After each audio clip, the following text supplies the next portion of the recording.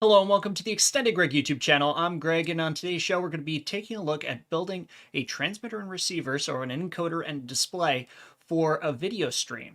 We're going to be using multicast and also Raspberry Pi on Alpine Linux to build upon the actual tutorials that we've been working on for the time being and actually put it into use. So let's get right into it. And I'm also going to be trying out some music today just to see if it makes everything go a little bit better. So pretty much we're going to be setting this up in two parts. So the first thing is the encoder. And the encoder itself, we're calling it an encoder, but in this particular case, the example that we're going to be leveraging here today is actually using pretty much a copy command. And that will allow us to get full frame rate by front loading a lot of our transcoding to an offline process. So instead of doing it in real time when we're streaming, although we could if this was going to be a camera or some live source, we could actually go through and be able to front load and make sure that we're making the most efficient use of our processing resources. So that way we're transcoding it once, and then we can play it out on a loop after it's already been transcoding, opposed to transcoding it every time. So that works very well for things like static files, and that's pretty much what we're going to be using as an example today. So let's go ahead and start. So I'm here on the server, which is going to be our encoder, and I'm going to log in as root. This is just a vanilla installation. Again, no password, so we're just going to start by initializing it. All right, and just so you know, the actual materials that I have here are the 8GB Raspberry Pi 4B. I have a 32GB SD card, and in this case I have ARM v7 version of Alpine Linux, which is the Raspberry Pi variant of it, already preloaded to the SD card. So, and it does work with this, and actually it does work with the Pi 400. I'm not sure why I wasn't able to make it work the last time around, but it is working on both of these, and that's the version that we're going to be using today. Otherwise, if you use the AArch64 variant, it's not actually going to have the some of the packages that we need in order to install. We would have to compile them from scratch.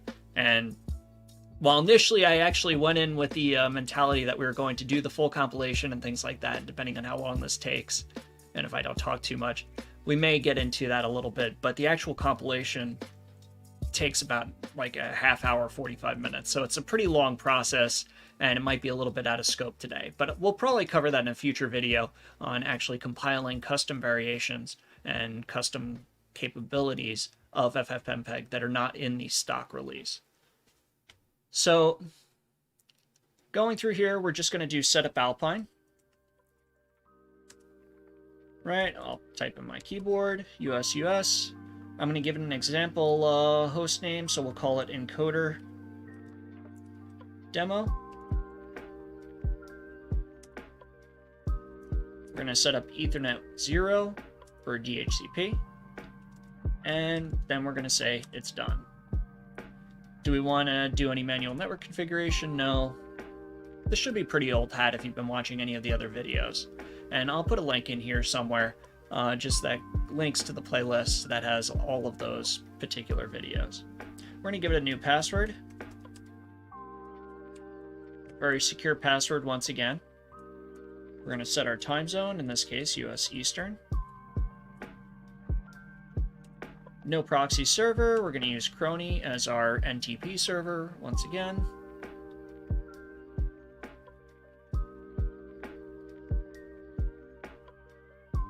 Assuming it syncs. No, it wasn't able to sync. That's fine.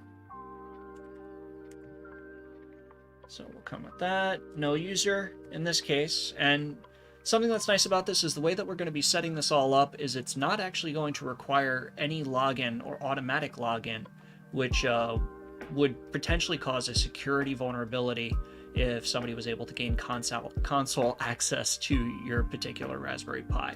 So this should make it a lot more secure in terms of keeping that password and authentication firewall in place, so to speak, just to keep everybody honest. All right, we're going to set up SSH, but again, we're not going to use it today. We're just going to do everything directly through the console. So it's going to generate our SSH keys. No disks, defaults, excellent. Now let's just quickly modify our crony config and rerun that.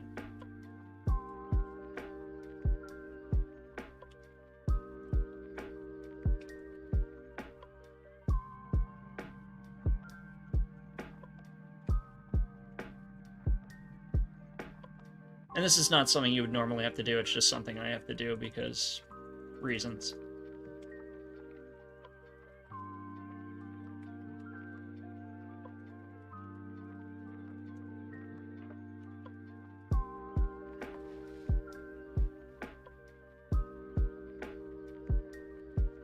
Yeah, and generally speaking, if it had a real-time clock on board, which the Raspberry Pi 5 does, if you get the battery for it, it wouldn't actually have this issue. It would be able to kind of persevere through it, even on reboots. So now that that's set, let's do setup APK repositories.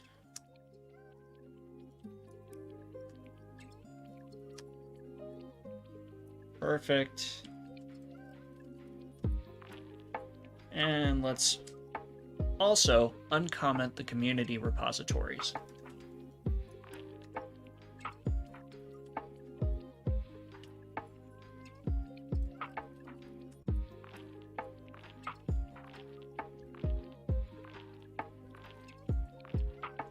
We'll check by doing APK update. We see there's 19,333 packages available. And we'll do lbu commit -d just to lock it all in. Oh, I put a quote accidentally. Let me get rid of that. And there it is. Perfect. So now we've set up our initial config, and now we're going to pretty much install the only package that we're going to need. So we're going to do apk add FFMPEG. And FFmpeg is like a really Swiss Army knife in terms of video and audio. It's able to transcode as well as stream, etc., do all kinds of things that are very, very handy, including streaming to YouTube, Twitch, etc. It's able to actually create those streams. In this particular case, we're just going to be doing this locally using multicast. And the reason multicast is actually very useful is because it allows us to be able to run serverless, and it's point to multipoint. So we can actually have a single server feeding multiple screens with the same stream without having any additional infrastructure requirements in the middle. Your network just has to support multicast. And to be honest, if it's an unmanaged network, it will actually support it natively anyway. It's only when you get to kind of more advanced network architectures that it starts to become an issue. So now we've had it installed. We see it installed a bunch of packages, and that's related to the codecs that it's able to support. So let's go ahead and go through and just kind of get the lay of the land here. So if we do FFmpeg, we see it comes up. It tells us what the compilation options were, right? So we didn't actually put in any commands. It's not doing anything. It's just kind of telling us, and this is the actual banner for the application. So it gives us a good understanding of what we're able to do, and the default package for pretty much all of the operating systems will really get you quite a ways down the road. If you want to get into custom stuff and things like that, that's when you'll have to compile it. But for the example that we're going to cover today, we won't actually need to do that. So the next thing that we're going to need is our media file. So when we actually put it on the drive, we're going to put it on the root of the SD card. And the reason that we're going to do that is we want it to persist past reboots, but also because we could just copy it in, it makes things a lot easier. But something to keep in mind is that because it's a FAT32 file system, we're limited to 4 gigabytes in size. So just something to keep in mind is that you don't necessarily want to have it be too long, otherwise you can come up with a different accommodation to be able to store it. So I'll show you what we would do in order to do that, and in this case I've already pre-staged it. So we would do mount, just like we did before, /media mmcblk0p1 space -o rw comma remount, and that will allow us to have rewrite access to our root drive without having to remove or shut down and put the media card somewhere else. We can now use a program like FileZilla or something of that nature to be able to actually transfer in the file. So if we ls this directory, the media mmcblk 0p1, then we do or greep, and or when I say or, it's that vertical line. It just is a pipe. So or greep, and then I do .mp4, which is the extension I have for this. We see our files called media.mp4. So that's already preloaded on the drive. So everything's perfect. We're ready to go. So next, let's actually just run the command manually. Before we set it up to be able to run it automatically on boot, let's just actually run the command manually. So the first thing that we want to do is we don't want to read it off of the memory card every time. It's going to cause a lot of read-write operation, or a lot of read operations to hit the memory card, and it could wear it out prematurely. And since it's also running your operating system, that could create a lot of vulnerability. So the idea is that the reason that we want a lot of RAM on our particular encoder instance, in addition to potentially actually using encoding options or being able to compile FFmpeg, which uses quite a bit of space on its own, having that much RAM means that we can actually copy the entire media file into RAM and then play it from there on a continuous basis, which isn't going to wear anything out. So let's go ahead and actually move that file there.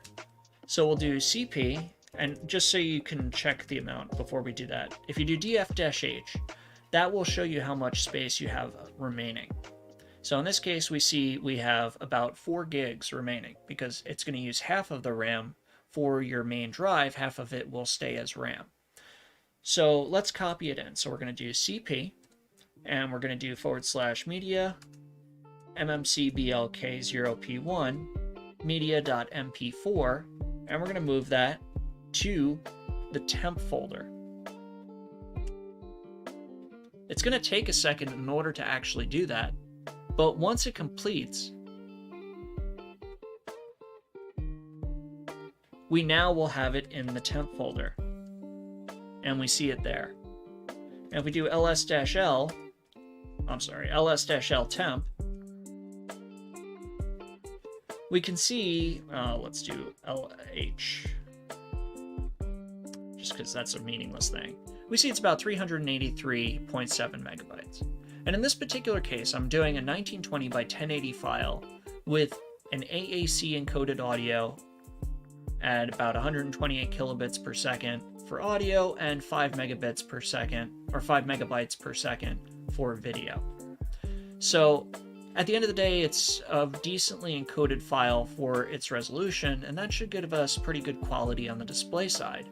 But obviously, your mileage may vary depending on the complexity of the video that you're showing. So, you know, you'll see what I actually used as an example. It's one of the other videos, specifically the Olympus camera review. So, in that particular case, I think it's more than fine to have that particular encoding. So now that we have it in RAM, let's actually run the command and start the stream. So we're going to use FFmpeg, which we had just installed a second ago, and we're going to do -RE. And pretty much -RE means that it's going to read the file in real time. So it's going to respect the actual playback as if it's playing it back, you know, in Media Player or something else like that. It's going to play it back in real time opposed to trying to play it back as quickly as it can. And the reason for that is that if we're going to play it back in real time on the far end, there's not actually going to be a back-end communication from the player back to the encoder to let it know that it's playing too fast or to hold up because the buffer is full. So we just got to play it out in real time, and this is also applicable if you have like live sources, things of that nature. You'll want to play those back obviously at real time as well, otherwise you'll have buffer underrun issues. So the -RE flag is what actually does that. Next, we want to loop our input file forever. So we're going to do stream_loop, and we're going to do a -1. You could actually put a specific number here and it will loop that many times and then exit. But in this case, we never want to exit. So we're just going to put the -1 and that will accomplish that. And now we're going to do -i, lowercase I, to define our input file. And in this case, it's /temp/media.mp4. And that way we're pulling it from RAM and reading that as we actually do the playout. Now, we want to tell it that we actually want to keep the existing encoding that we have for the file. So we're going to do -c, and we're just going to put copy, and that's going to copy both audio and video when it actually outputs it to the stream. And then we're going to do -f, which will define our output format, and we're going to tell it that we want to do MPEG-TS, TS as in Sam. So MPEG-TS is pretty much a transport stream. And what it will do is it will encapsulate the video in 2 packets and be able to send it into the network as standard, as a regular network stream.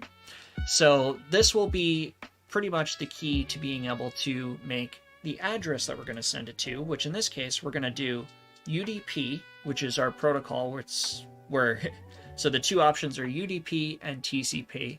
And in this case, UDP actually sends it into the world and doesn't care whether it makes it or not. TCP would require a response in order to work, so that would only work point to point. And potentially, if one side crashes and not the other, could drag the whole thing down. So everything would have to restart. But if we do UDP, we can start one without having to start the other. So we'll do UDP //, and then we're going to do a multicast address, which is 239.1.1.1. And really, you can use any multicast address that you want. I just chose this arbitrarily, just because it's not conflicting with anything else on my network. And then we're going to do a colon and define port number 10,000. Generally, you want it over port 1024. I chose 10,000 out of a hat, arbitrarily once again. It just can't conflict with anything else on the machines that you want to actually use. And generally anything over 1024 won't be used anyway. So that's it. That's the entire command. So we hit enter and we see that it starts actually sending the files. Now this is a 24p file, so it's 23976 is the actual frame rate. We see it's going at 24 frames per second. The speed is 1. Shows us our bit rate, everything else like that, and it's running, it's happy. So we know that it's able to play the file exists, and the file is compatible because we didn't receive any errors. And we do see some additional statistics in terms of everything else that's here for the particular streams that are in play, for the audio and the video. So it's good to know, and we see that it's streaming out. So now that we know that we actually have the ability to play it, let's go ahead and actually exit out by using Control-C in order to exit FFmpeg back to the terminal. And let's make it so when it starts up the system, that it's actually going to start this process all on its own. So the first thing that we're going to do is let's make a file, an executable script in the bin folder called FFmpeg-run. So I'm just going to VI into that. VI is my editor of choice, or Vim. So we're going to go in there. I'm going to hit I to edit. And first thing I'm going to do is put what our actual runtime is. So I'm going to do shebang, as they call it, which is the hashtag and the exclamation point. Then /bin/ash. And that'll be the interpreter that we're using that the script will run under when it actually runs. Next, we're going to put that same file, the same command where we copy in our particular file going to the RAM disk or to our temp folder. So we'll do cp/media/mmc blk 0p1. And then we're going to put our media.mp4, which is the name of our source media. And we're going to copy that into /temp, and we'll specifically define it as media.mp4 as the destination. On the next line, we're going to put a while loop. And the reason that we're going to do this is just so that way it'll automatically recover in the event that there's a problem with the file or something else like that. So it just makes it easy so it'll automatically heal itself in the event it stops playing. And my cat's meowing, if you can hear them. You wanna say hello?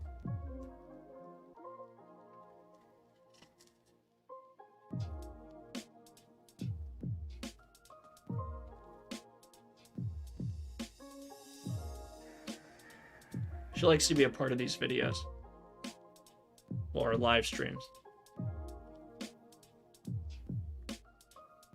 Right?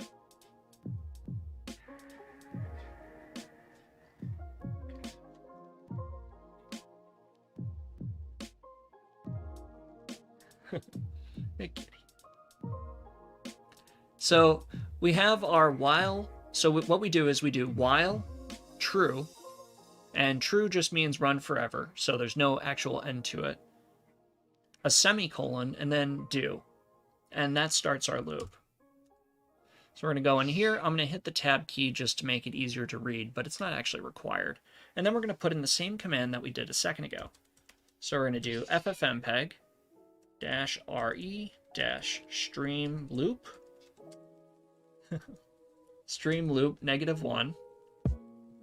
-I /temp /media.mp4 -c copy -f MPEG-TS UDP : //239.1.1.1 10,000. Perfect. And now to close out the while loop, we're going to put done. Right?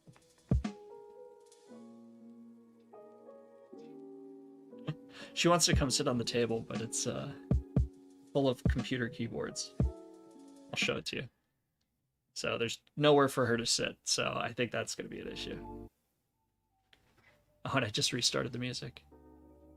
So now that we've completed editing that file, we'll hit escape, WQ to save it out, and now that file is complete.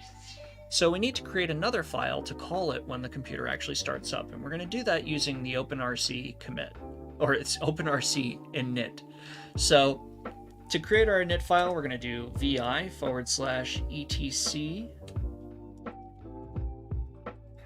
init.d, and then we're going to do FFmpeg as the name. So nothing exists, so it's a blank file, and this is actually only 2 lines because we're going to do the absolute bare minimum.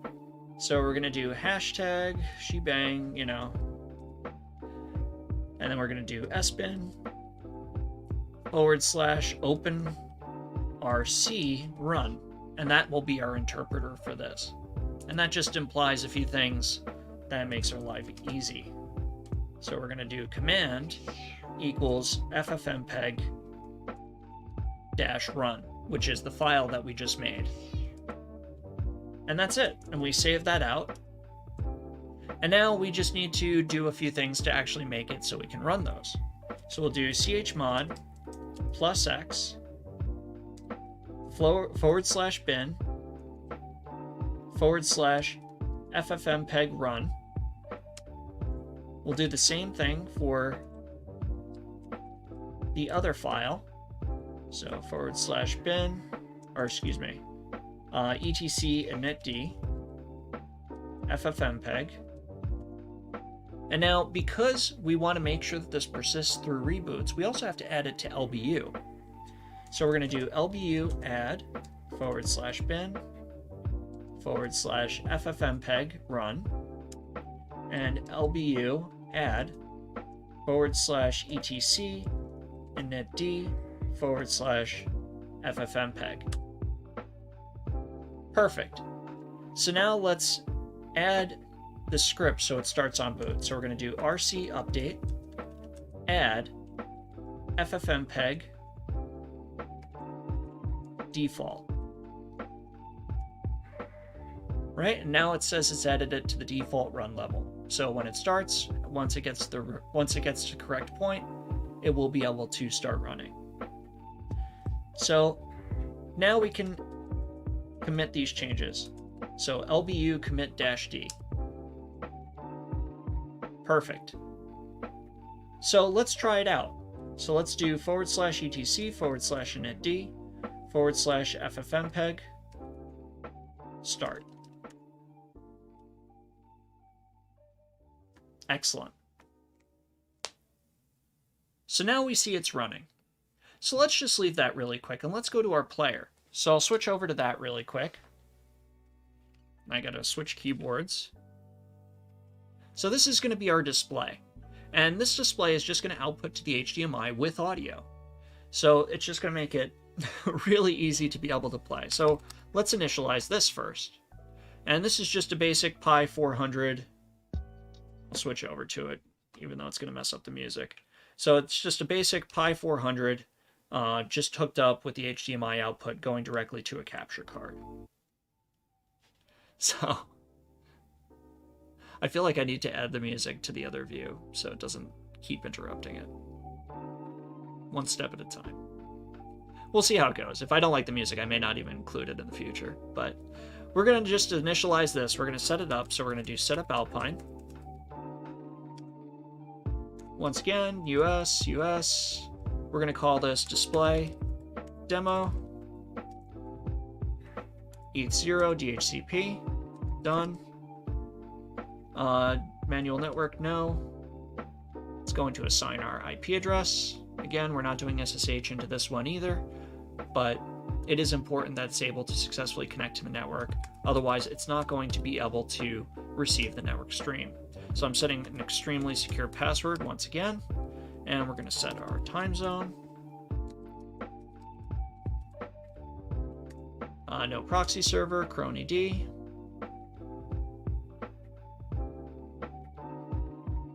Wait for it. Perfect. It actually was able to get the list. We're going to use the default one. For user, we're not going to set up another user once again, because again, nobody's going to be logging into this at all. But you may want to if your situation calls for it. And we're not going to set up an SSH key. So it's going to generate it. And we're not going to use any disks. We're going to use the default, etc. And we'll save that. Let's just modify those same two things. So we're going to add our community repository, and I'm just going to update Crony just so it doesn't mess up in the future. So we'll do vi /etc apk repositories down here. Whoops. Delete the H. Save that out.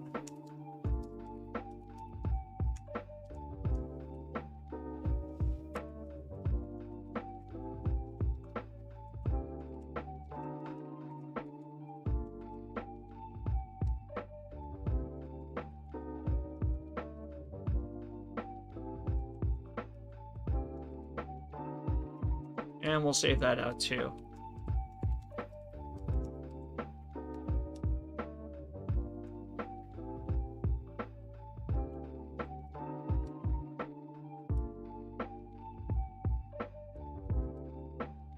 Restart that, and then we'll save it out.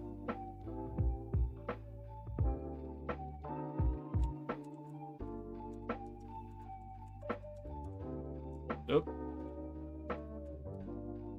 Keyboard is like slightly offset from what I'm used to, so I keep hitting the wrong key when I do that. But now we've saved that out, so we've gotten our initialization already, or initialized our config to make sure everything's pretty much set to go. So again, we only have to install one particular thing, and in this case, we're not going to be using FFmpeg. We're going to be using OMX Player. So we're going to do apk add OMX Player. And OMX Player is actually based on FFmpeg if you look at the Git itself. So it has a lot of overlap in terms of what it's actually using, but the key thing is that it is also able to use hardware decoding capability to be able to improve performance by having the GPU do the majority of the work. So I like OMX Player, but it is specific to Raspberry Pi, but it is available on most distributions. But again, like in this case, I had to use the ARM v7 distribution of Alpine Linux in order to get it to work because it wasn't available on AArch64. So just something to keep in mind is that it's not available on all flavors, but it is a very powerful utility for Raspberry Pi in particular to be able to take advantage of that hardware encoding and get better frame rates. So we've installed that. So next we want to actually go through and, well, we'll save it. So that way it persists after reboot. But let's test it really quick.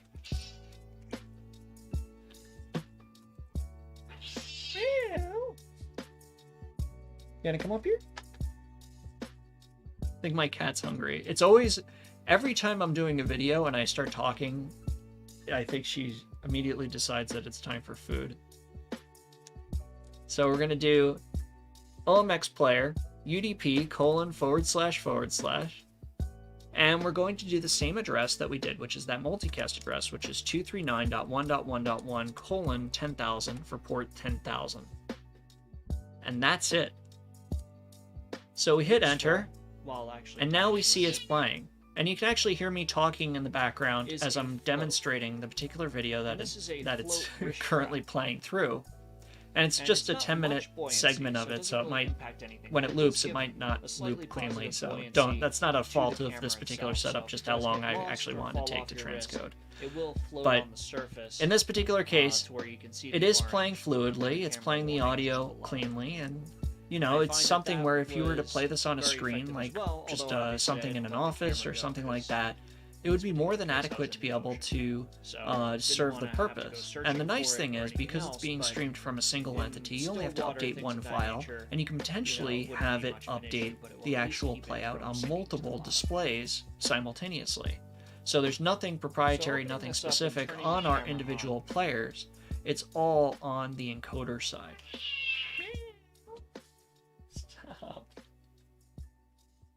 Got a lot of the same controls that you would expect. So we see it has. So we see that. So we see that it works. I'm going to Control C to exit that. It tells us to have a nice day. That's very nice of it. So now we actually want to make it so this also starts on startup as well. Because obviously for both of these, in order for it to be a resilient embedded system, as soon as you plug it in, we want it to just do what it's supposed to do. So let's go ahead and configure this. And the nice thing about OMX Player is that it actually comes with an OpenRC file already pre-built. So all we have to do is configure it and register it to start on startup. So to do that, we're gonna edit vi /etc /conf.d /OMX Player. And this is the actual pre-built config file, and it gives us a few options, and we're not actually going to specify anything but the URL. But there are obviously, depending on your use case, other options that you can do if it serves your purpose. So here under URL, I uncommented it, and I'm going to put in the same address that we've been using, which is the UDP : / 239.1.1.1 10,000.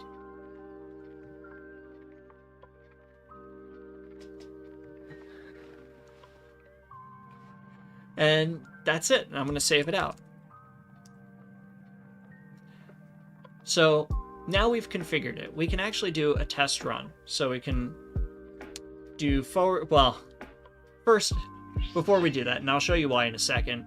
If we run it, it's going to take over the screen, and we'll have to exit it. But first, let's just register it and save it.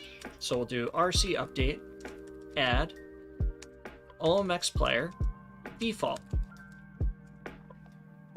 So now it's added it as run level default, so it will start the next time that it starts. We want to make sure that it persists through reboots, so we're going to do LBU commit -d.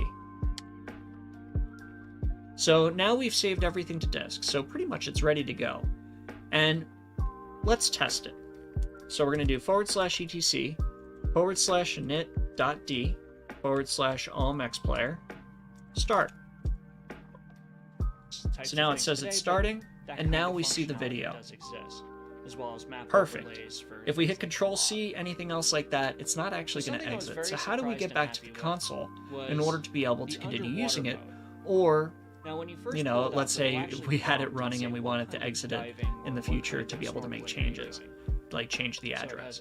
So the way that we're going to do it is, even though it's not showing, it will still accept the key commands and it will go to the console. So I'm just going to type it blindly. So I'm going to do /etc /init.d /omxplayer, etc. So it will prompt every time that you pull this up. Stop. Okay? So I typed it correctly. If it wasn't spelled correctly when I hit enter, it would have actually gone through and it would have, you know, given me a fresh prompt. So I could just try it again until it works. But we see it clears it and goes back to the console. So we know it is working. So now we're pretty much ready to reboot. Right? I'm going to do lbu commit-d once more. Even though we didn't make any changes, it just makes me feel better to have run it once before we actually do the reboot, just so any files that it's going to create them on that first run. That way it's not running for the first time on that reboot. And let's just reboot. All right, we're going to sit through this and wait for it to actually fully come up. So, you know, hands off at this point. This is as if it was in a production setting. And what we're going to see is it's going to boot like normal, and it's going to come to a login prompt. And then the video is just going to start. So the advantage of this is that it's going to still have that login prompt. So somebody can't just walk up and start typing in commands into the console. They would still have to log in. But that obviously presents an issue if we want to make changes in the future. So once it starts up and we're happy with what we see, right? So we see the video. Let's actually go through how do we get back to the console to be able to make changes. We have an LED for video mode and microscope mode. We're still in the same situation that we were before. So when we start typing, it will type to the console, but it will be behind the video, so we won't be able to see it. So again, it will be something where we have to do it blindly. So the key thing is we want to do our login first, and then that same command in order to stop the video playback. So I'm going to type in the username, it has this over here, which hit enter. I'm going to type in the password, so something that's nice hit enter again, and then I'm just going to type /etc /init.d /omxplayer space stop. And then log that to a... And now we see we're at our command line. So we're able to successfully log in and stop the playback to be able to make changes here, to be able to change the address or change some of the parameters, etc. So we see that it's working as expected. So I'll go ahead and start that back.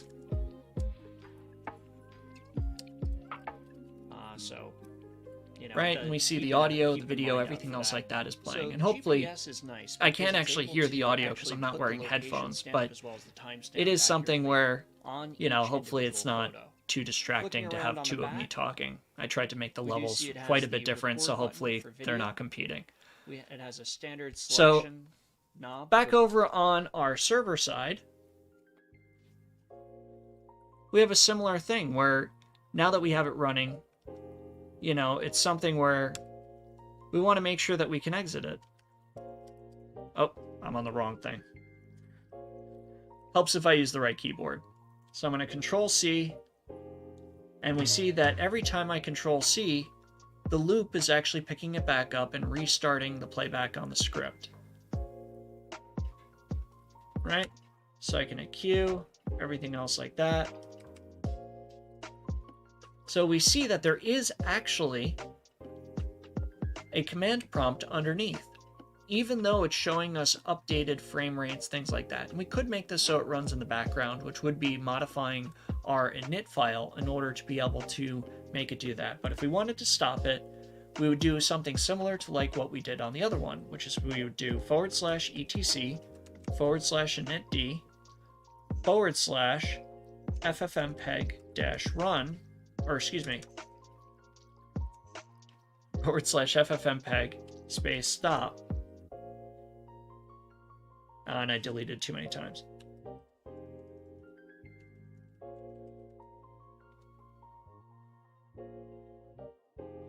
Then it should stop.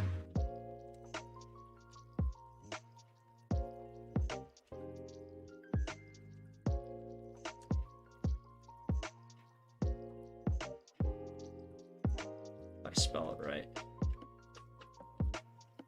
So what I'm going to do, because it's not stopping, because it's in the while loop, so when it got the termination signal, it didn't exit cleanly.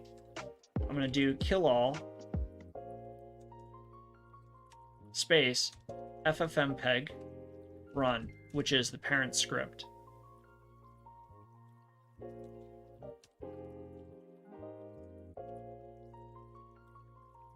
And then kill all FFmpeg. So what we did is we killed the parent process, which also is supposed to kill the child process as well, but FFmpeg's a little bit weird in that regard. So I did kill all, which is going to kill all instances of a particular process, space FFmpeg-run, and then kill all space FFmpeg. And that's what was able to successfully make it exit. Another option would also be to actually enter it through an SSH session, which would not have that particular console display and would allow us to be able to use and make modifications normally.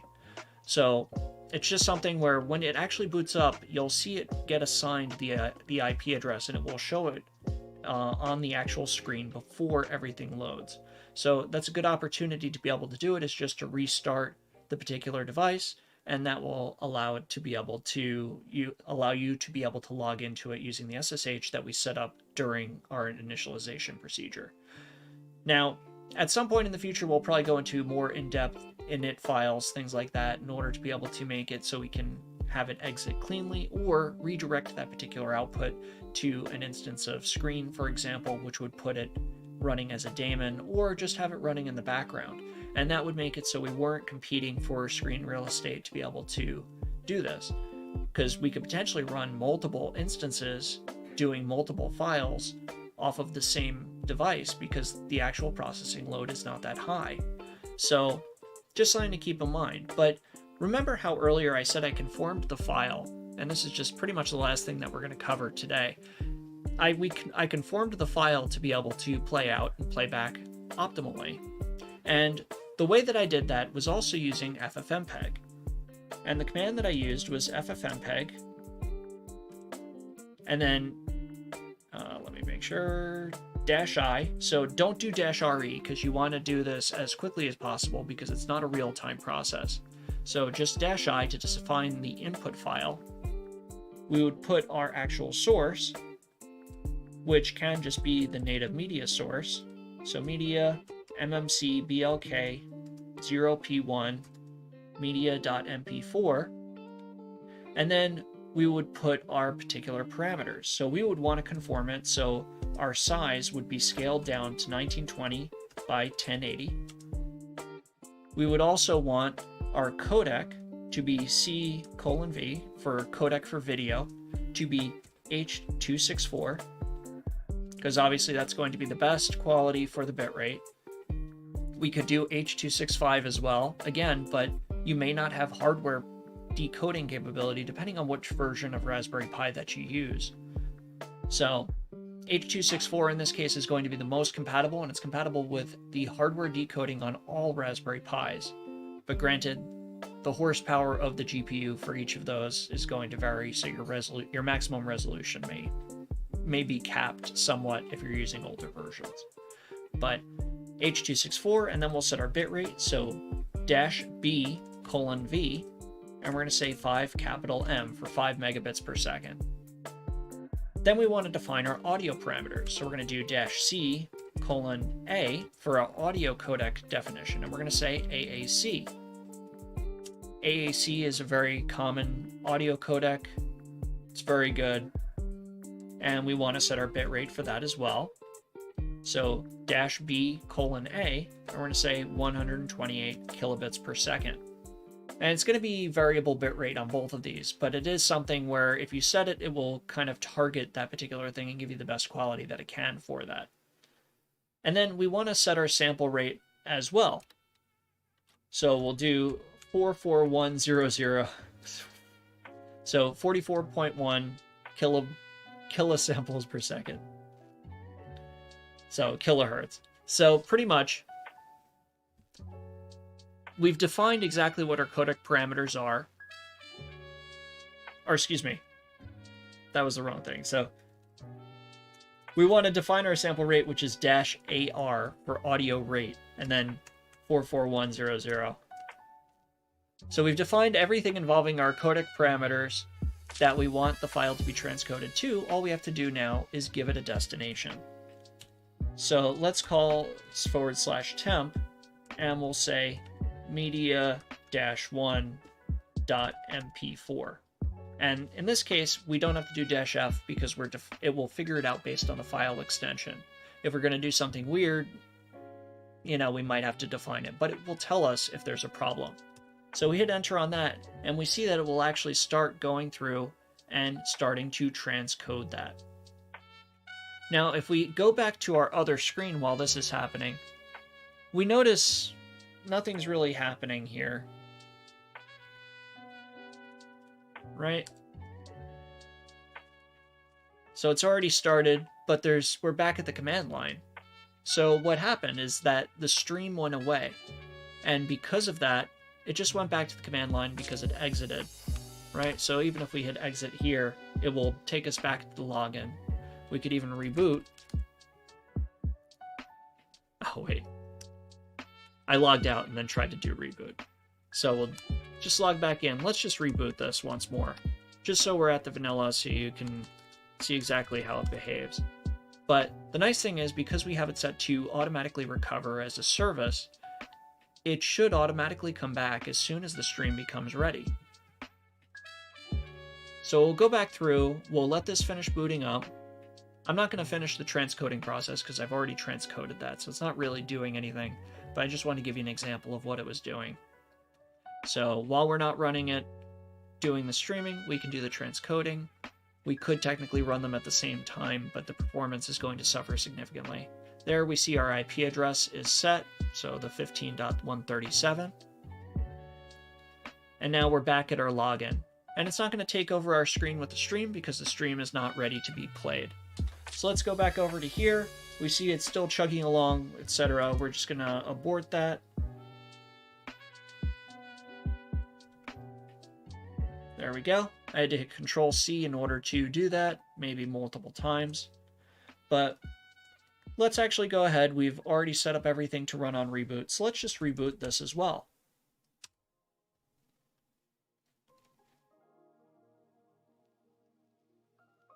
And that's going to get rid of our temp files that we had in RAM, but it will copy it back as soon as it comes back up from rebooting. And that's the key thing, is that we always want to read from RAM when we're going to be reading consistently, not from the memory card, but we can store it on the memory card to be able to persist past reboots, just like we do with LBU.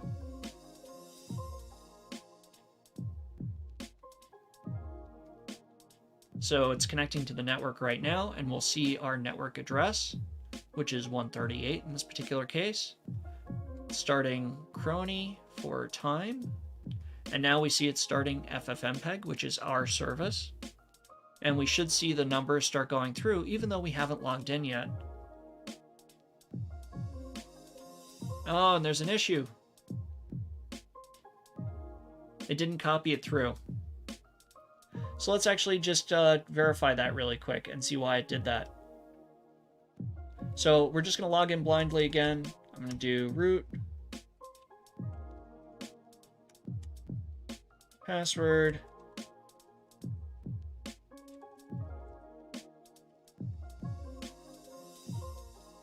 Oh, that's right.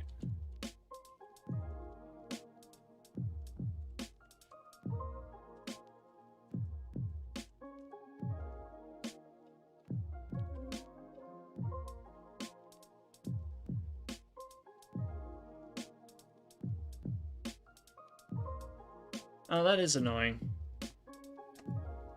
Let's fix that. Just gonna log in through PuTTY really quick.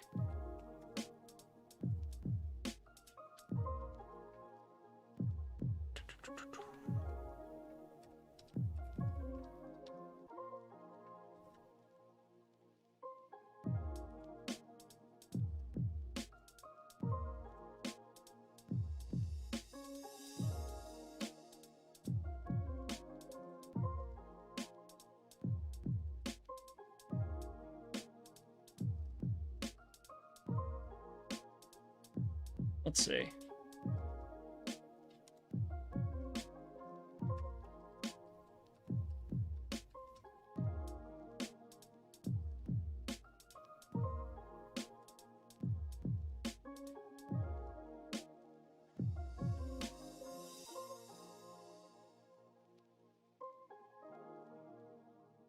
So what would have been more effective is that if I actually went through and added a 1 second delay for a sleep timer, it would have given more opportunity for it to do other things. But part of it is that we're not running it in the background.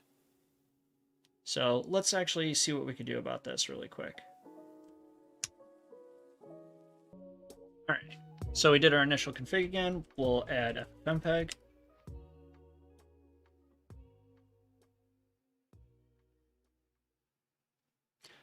Obviously, we already have the file located on the drive itself, so we don't have to re-add that. So let's go back and we'll bin and create our files. So /bin FFmpeg run. And we're going to do shebang /bin/ash. And we'll set up our CP.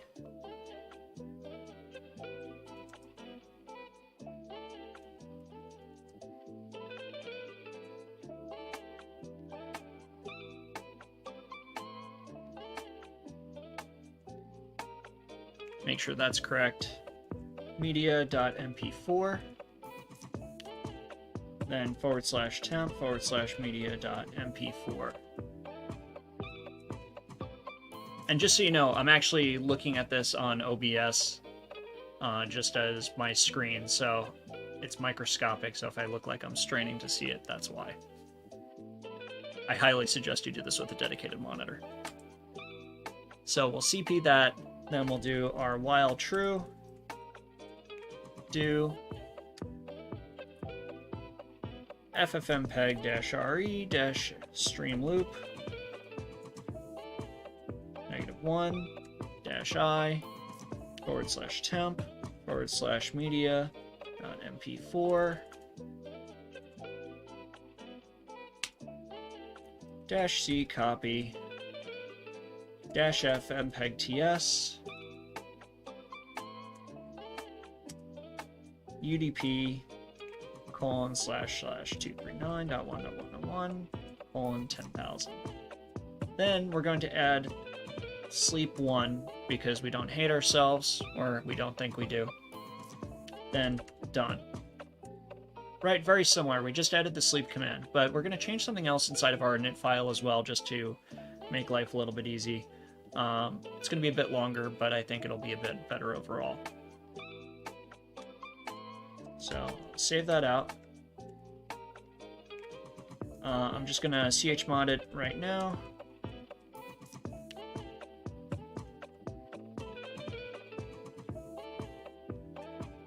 And add it to LBU.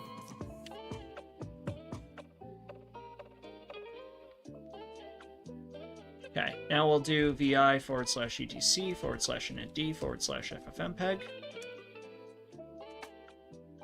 I shebang /sbin /openrc run. And then this is where we're going to deviate. So instead of just putting the command, which we'll use the default actions in order to be able to do it, I'm just going to quickly verify what our options are. Let's see.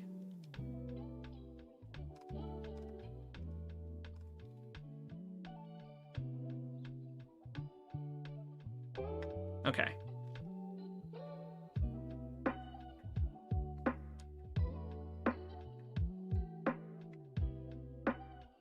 So let's do command once again. Equals /bin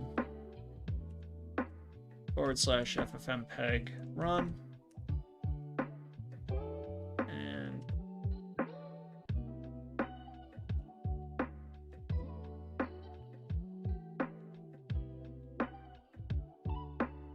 I want to make sure it's running in the background.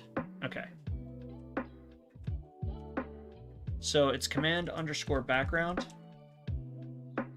equals yes.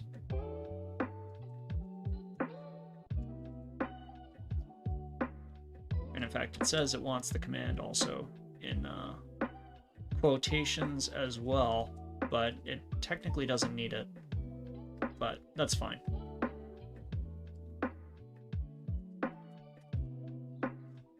We can also add depend function as well.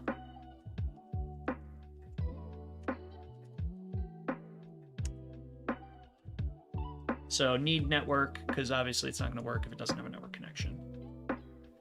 So let's start with that. The nice thing is with command background, it's actually going to make sure that it doesn't block us out. And adding the 1 second delay is going to make also sure that it doesn't lock us out of everything. So we'll WQ that. So let's do chmod +x /etc/initd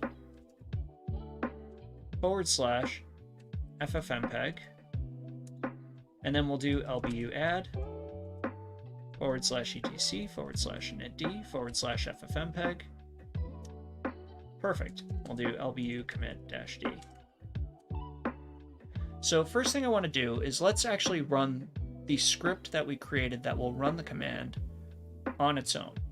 And that should at least give us an understanding of if it's copying everything correctly and if it's performing the functions that we think it's going to when it actually runs it as an init, since that may be opaque to our actual ability to be able to see it. So let's do FFmpeg run and see what it does. And we should actually come up with everything. And it does look like it's copying it over successfully now. I may have mistyped it, but we do see that it's running. When we switch over to the other machine, we do see that the video is now being received. It did pick it up as soon as we started that actual encoder process. So that's running along. Let's go back over to here. We can Control-C out of that. Something we probably also could do is actually add things to clean up automatically, etc. So we're going to have to do that manually for the time being for this testing. So we need to remove that temporary file in order to make sure that it's going to copy over the file successfully when it runs the init. So we'll do rm /temp /media.mp4. So now let's run the init. So /etc /initd /FFmpeg start.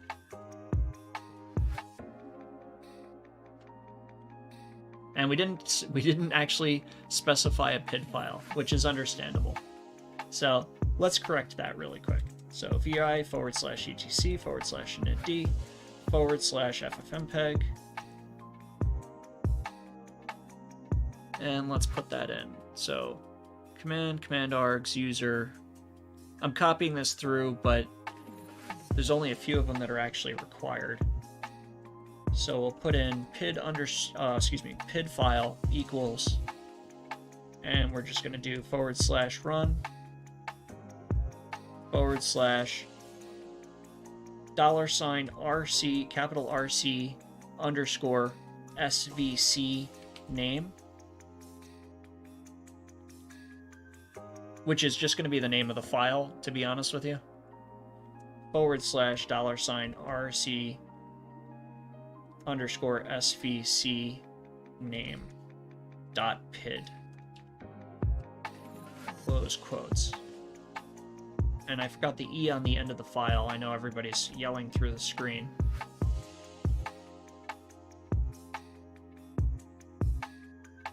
Okay, let's try it and see if it runs. And again, we still haven't registered it as a startup service as of yet. We want to verify it before we do it. So let's also lbu commit that.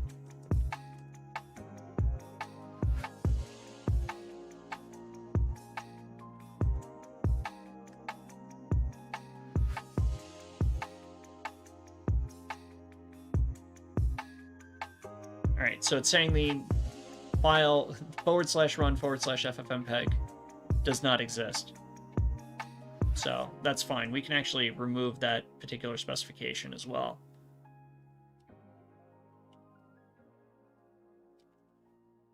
And let's just make it /run /service name.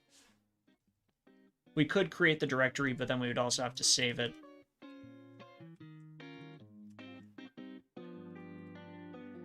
Save that out. Start it. It says it's already running, but we'll just do restart. And now it says it's running. We go back over to our player. We do see that it is in fact playing, but do we believe it? That's the question. So let's stop it and make sure it actually stops on the player. So we go back over here. In Olympus's Tough series, and this it does look like it's still playing. 12 megapixels as far as the sensor is concerned. So let's do kill all FFMPEG.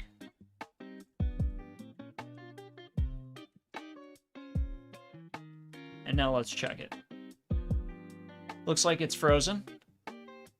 So it did in fact stop playing, which is good. So let's try starting it again, because we did have the issue with the PID not existing, so it could have run into an instance where it actually didn't know how to stop it. So let's do start again. It says starting, no errors. Hello, we go back over here. We do see it is in fact starting the file once again. The Olympus TG6. Come back over here. Let's do stop. And let's see. And versatile camera. This is the 6th generation in Olympus's Tough series. Now it's definitely still playing. And this particular one is so 12 here's what we want to do. As far as the sensor is concerned, we need to actually define our own stop function inside of the init file. So once again, we'll kill all of the FFmpeg sessions, or instances, excuse me. It's a process. Instances. So let's go back in and edit.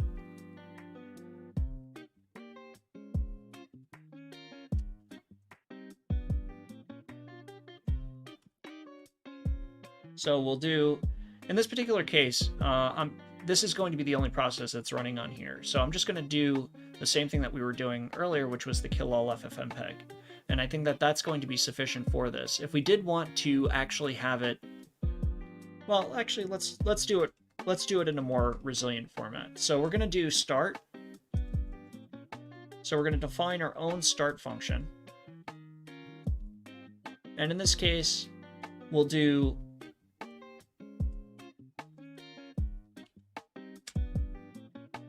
command, and we need to actually get the PID from it. So let's take a look at that.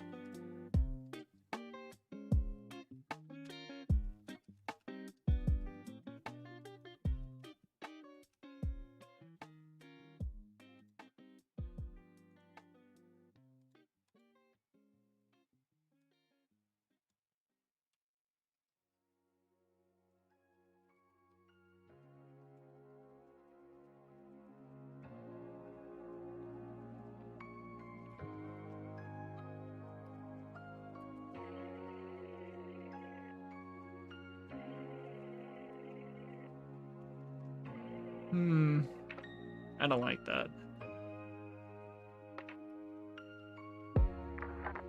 So pretty much what it's saying is $! to get the PID of the last running process, but you have to run it in the background even more, which, considering that we're already running it in the background, probably is not the play. Let me actually pull up another syntax. So something I've actually created is that using screen, or I say GNU screen, but just because if you search screen, it's obviously going to come up with a bunch of things about displays and screens like that. But as far as ways that we can actually go through and administrate those, if we run it inside of a screen session, we can just terminate the screen session. That will force whatever process that's running inside of it to also stop. So let me pull up an example here that I can use just for my own purposes, and then we can just copy that.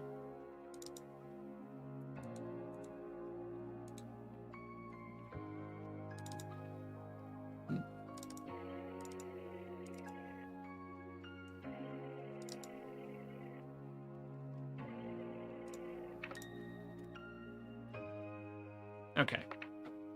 So first thing we're going to do, let's exit out of this. I'll save it anyway, it doesn't really matter. But we're going to add another package, which is apk add screen. And it's very lightweight, but it's just going to give us that environment to be able to remote control this. Then we'll go back in and edit our initd. And pretty much this is going to stay the same. I am going to add this as well. Just name equals rc_service name. Doesn't really matter, but it's nice to have.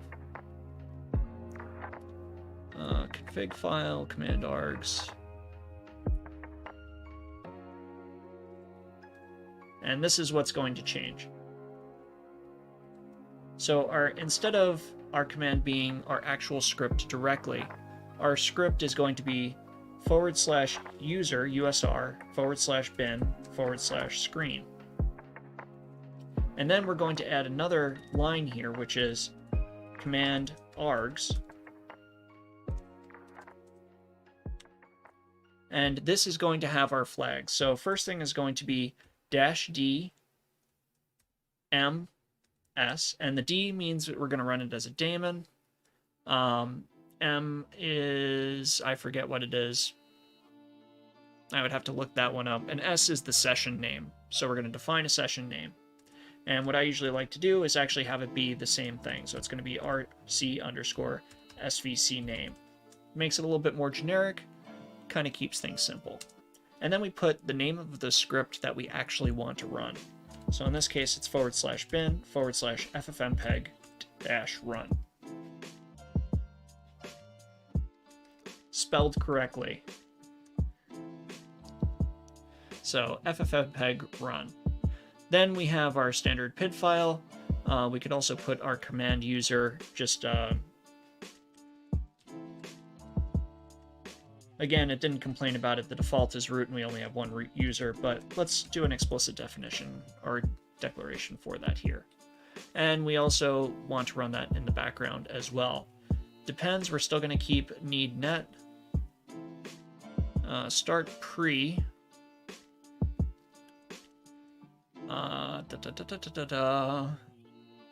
So if we actually wanted to put that directory, so a second ago we got that error and we just removed the directory. If we did want to put that, we could do start pre which means before it starts, it's going to run a check. And we're just going to do check path.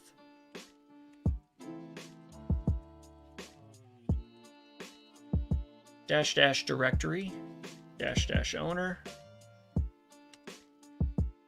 Then we're going to do command _user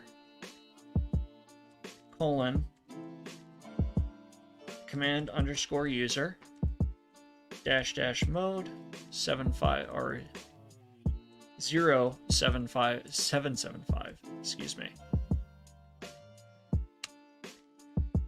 Then we're going to do /run /rc_svc name, then /var /log. In this case, we're not using this, but if we were, this is where it would go, rc_svc name. All right, and that relates to this here, where we removed this previously. So we'll add that back, rc_svc name /, and that will make sure that it is in fact present. Right, so that's our start pre. And we're going to not put a start declaration, but we are going to put a stop declaration, because start declaration is just pretty much going to do our command plus our arguments.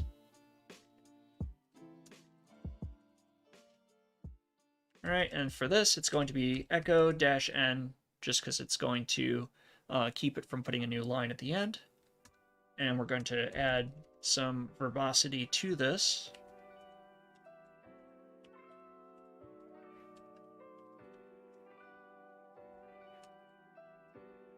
Right, so that's what it's going to print.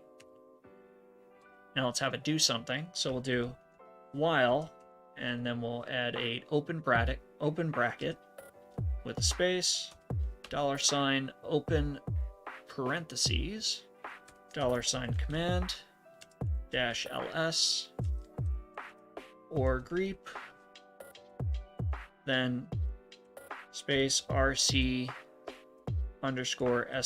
name, $, which is what we named it. So we're going to pretty much list what our available screens are, and then we're going to filter it by the name that we have. And then we're going to count it. So WC is word count, and if you do -L, it will count the number of lines that are in play. We'll close parentheses, and we'll say if it does not equal 0, close bracket, semicolon, we want to do this. So we'll do command -X -S $, $RC_SVC name, quit, 2 OR signs, so it's an actual OR, true. And what that means is if that command fails, it will just assume that it worked because we put OR true, because true is always true. So it will always succeed theoretically. So even if it doesn't work, it'll work. But it will keep it from, the reason that we do that is because if it receives any bad commands where it has a non-zero exit status, it will assume that it did not work when we try and exit or stop the RC service process. So just something to keep in mind. So we'll do echo -N, and we're just going to have it output a single dot. And this way, as it's actually exiting, we'll see the dots trail across the screen. And I like that. I think it's just a nice thing to do. And then we'll do sleep 1.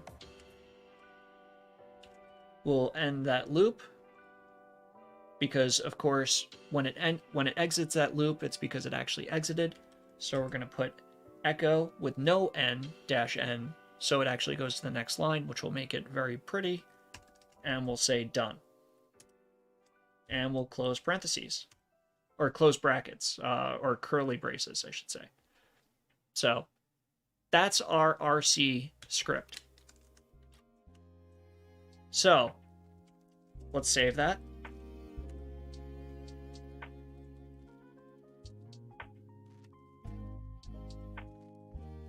So now we'll start it. We see it starting up. We can go back over here. We see that it's launching and it is receiving the stream successfully. We go back over here. If we were to do stop, it says it's stopping, done. Go back over here. We see it's back on a freeze frame. So it did in fact exit it successfully and cleanly. And now it's back at the terminal. So it's doing what it's supposed to now and what we expect. So what we want to do, we've already saved it, but we want to add it so that way it's going to automatically launch on boot. So we'll do RC update, add FFMPEG default. We'll LBU commit again. And then we will reboot.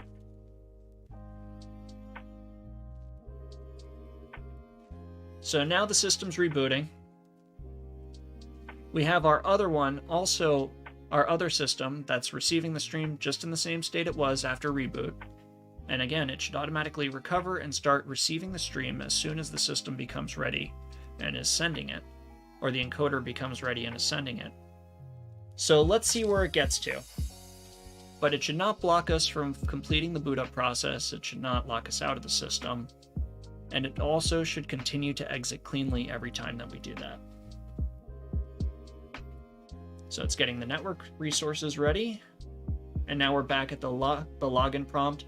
We see it started FFmpeg successfully. It did create some directories. Let's go back over to our player.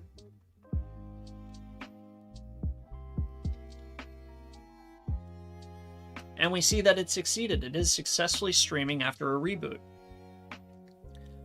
So pretty much that's it. We've successfully created an end-to-end point-to-point stream going from an encoder session over to a decoder session. And in the future, we'll go through ways to actually take a live streaming source and be able to stream it out. And let me switch over. We'll actually go through and we'll create a live streaming source that we can then stream out using a similar mechanism to be able to either go to another peer receiver, just like we did today with the display, or have it go to a streaming service like Twitch or to YouTube using FFmpeg and using the Raspberry Pi as an encoder itself. Now, granted, that's limited to 1080 1080p streams. So probably good, but might be something good for your application depending on what it is. But if you liked the video today, be sure to hit that like button and leave a comment down below. And if you know anybody who might like this type of content, be sure to share it with them. I'll appreciate it, and I hope they will too. And if you haven't subscribed, please subscribe. It helps me out a lot. And then hit that notification bell. That way you know the next time we're getting extended. So until then, take care.